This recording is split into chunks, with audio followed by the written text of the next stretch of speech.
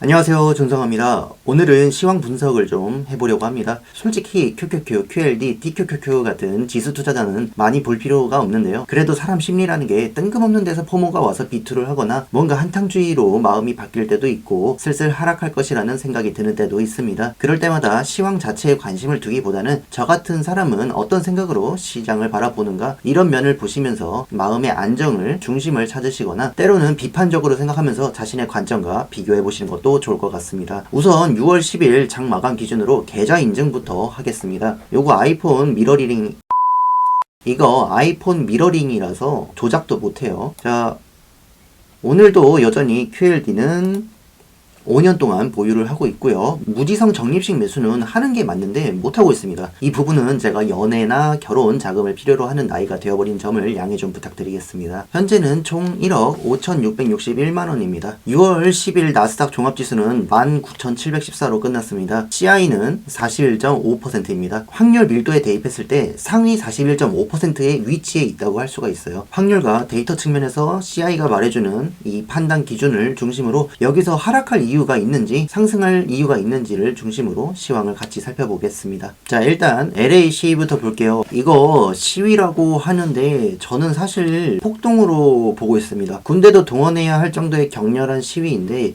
시위대가 외치는 구호가 불법 이민을 단속하지 말라? 이건 국가가 굴복할 일이 아니죠. 투자 관점에서 바람직하지 않다는 이야기입니다. 우리가 미국 주식에 투자하는 이유는 미국이 1등 국가가 아니더라도 가장 규모 있고 가장 자본주의적이고 가장 시스템적으로 안정이 되어 있기 때문이에요. 중국이 1등이더라도 미국을 더 신뢰할 수 있다면 계속 투자해야 됩니다. 자정작용으로서 이러한 대응은 강경하게 잘 대처한다고 생각을 해요. 불법적인 체류자들 중에 다수가 과연 미국의 미래에 도움이 될까요? 이들에 의해서 발생하는 치안 유지 비용은 안일한 대처에 의해서 더 커질 겁니다. 그건 세금을 더 올리게 만들고 기업이나 개인들에게 전가가 되기 때문에 주가 부양에 좋은 영향이 없다고 생각을 하고요. LA 시위 자체가 좋은 소식은 아니지만 일어난 이상 볼 수 있는 지금 미국의 대응은 투자자들에게는 장기적으로 좋은 방향이라고 생각을 합니다. 여기서 잠깐 보이는 자율주행 차량이 방화당했다는 부분을 보면 그만큼 자율주행 시대가 많이 다가왔음을 알 수가 있습니다. 이렇게 이례적인 일로 차량 호출 서비스가 중단되는 취약점도 발견되었지만 이 기술 자체로 절감할 수 있는 미국 전역의 비용이 더 클 것입니다. 장기적으로는 기술 채택을 하는데 문제가 될 부분은 아니라고 생각을 하고요. 불법 이민자들도 곁에서 볼 수 있을 정도로 자율주행이 가까워졌다. 이건 좋게 생각을 합니다. 자, 다음 기사인데요. 미국과 중국의 무역 협상이 생산적으로 잘 진행되고 있는 것 같습니다. 협상이 결렬되고 서로 적대할수록 세계화된 시대에서는 기업의 매출에 영향이 생깁니다. 그 매출이 중요하다고 해서 미국을 위협하는 국가를 내버려 두는 것은 장기 투자자 측면에서 좋은 일이 아니죠. 미국이 우위를 유지할 수 있는 한 경쟁 국가에게서도 얻을 수 있는 것은 얻고 줘도 되는 것은 주는 방향이 좋기는 합니다. 다만 히토류를 받고 기술 수출 규제를 해제할 수는 있지만 AI 모델 훈련에 사용되는 칩은 안 된다는 방향이에요. 이번에도 제한되는 칩 수출은 AI가 미국과 중국의 대결에서 누군가가 우위를 점하는 데에 중요하다는 것을 다시 한번 상기시키는 부분입니다. 이 칩 수출 분야에서 독보적인 것이 엔비디아죠.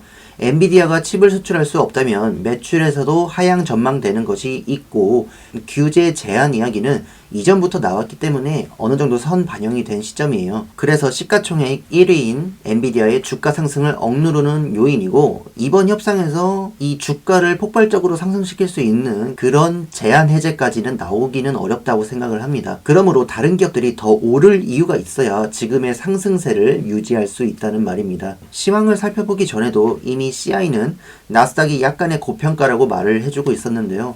투자자로서 우상향 자체는 지속될지언정 지금보다 가파른 급격한 상승세는 쉽지 않다고 볼 수가 있습니다. 이런 상황에서 고용 증가 규모가 축소됐습니다. 실업률이 4.2%로 그대로 유지됐어요. 경제가 둔화된다는 우려는 완화됐으나 시급 상승률로 물가 상승을 엿보자면 조금 가파르지 않느냐는 관점도 있습니다. 실업률로 볼 때 경제는 받쳐주는데 물가 때문에 금리 인하는 기대하지 않는 게 좋다고 봅니다. CI로 판단을 할 때도 상승을 더 끌어올릴 만한 호재 확률적으로 등장하기가 쉽지 않아요. 다만 실업률 자체는 역사적으로도 4% 정도면 안정됐다고 볼 수 있는 수준이기 때문에 금리를 무기로서 휘두를 수 있는 여력은 확인이 됩니다. 만약 미국과 중국이 최종적으로 협상이 잘 되지 않거나 잘 되더라도 여전히 서로에게 제한이 있을 텐데요. 과거 미국이 펼치던 고금리 정책은 붕괴 전에 소련이 달러 수급에 어려움을 겪게 만든 적이 있습니다. 중국과의 격차를 위해서라면 현재 금리 수준을 미국이 내리고 싶지는 않을 테고 관세로 물가 안정을 거부하다가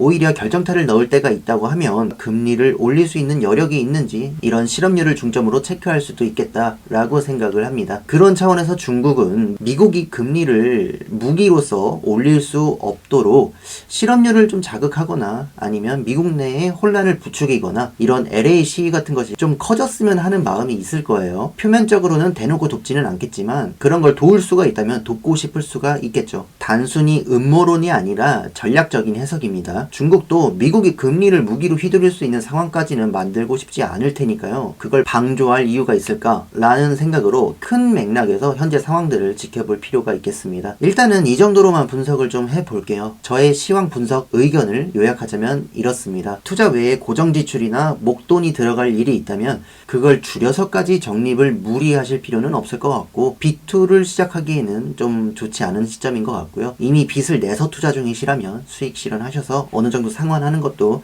리스크 관리를 하기에는 좋을 것 같습니다. CI로 봤을 때 오르지 않고 꾸준히 횡보하듯이 유지되는 것도 실제로는 우상향을 하고 있다 아니면 상승을 하고 있다고 볼 수가 있기 때문에 아직까지는 하락이라고 유력하게 생각할 만한 그런 트리거는 보이지 않고 있습니다. 당연히 적립 매수 유지를 할 것 같아요. 저는 이 상태에서 매도 없이 그대로 가도록 하겠습니다. 오늘도 끝까지 시청해 주셔서 감사합니다.